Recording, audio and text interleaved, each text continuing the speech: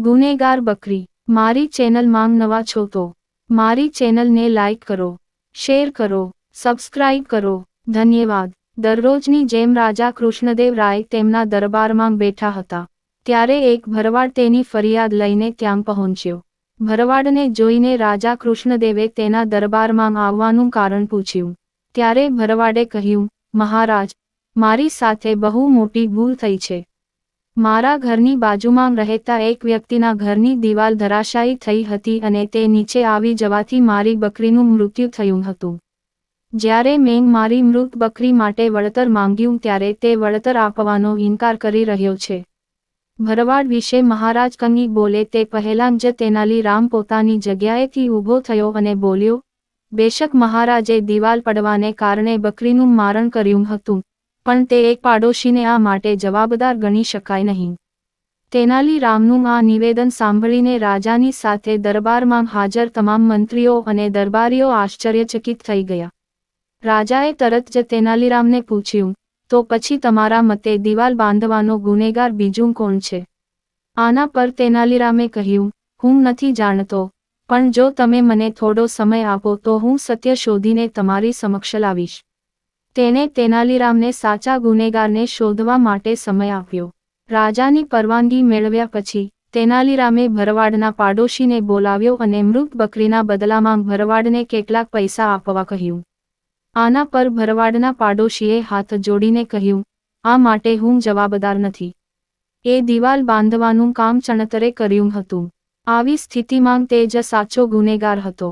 તેનાલીરામને ભરવાડના પાડોશીનું આ નિવેદન સાચું લાગ્યું, તેથી તેનાલીરામે તે દિવાલ બાંધનાર ચણતરને બોલાવ્યો। મિકેનિક પણ ત્યાં પહોંચી ગયો, પણ તેણે પણ પોતાની ભૂલ ન સ્વીકારી। મિકેનિકે કહ્યું, મારા પર બિનજરૂરી આરોપ લગાવવામાં આવી રહ્યો છે। અસલી ગુનેગારો મજૂરો છે જેમણે વધુ પડતું પાણી ઉમેરીને મસાલાને બગાડ્યો, જેના કારણે દિવાલ મજબૂત બની શકી નહીં અને તે પડી ગઈ। મિકેનિકની વાત સાંભળ્યા પછી સૈનિકોને કામદારોને બોલાવવા મોકલવામાં આવ્યા। જ્યારે કામદારોને ત્યાં પહોંચ્યા પછી સમગ્ર મામલાની જાણ થઈ ત્યારે કામદારોએ કહ્યું, આ માટે અમે જવાબદાર નથી, પરંતુ તે વ્યક્તિ છે જેણે મસાલામાં વધુ પડતું પાણી ઉમેર્યું હતું। આ પછી મસાલામાં વધુ પાણી ઉમેરનાર વ્યક્તિને રાજાના દરબારમાં પહોંચવાનો સંદેશ મોકલવામાં આવ્યો।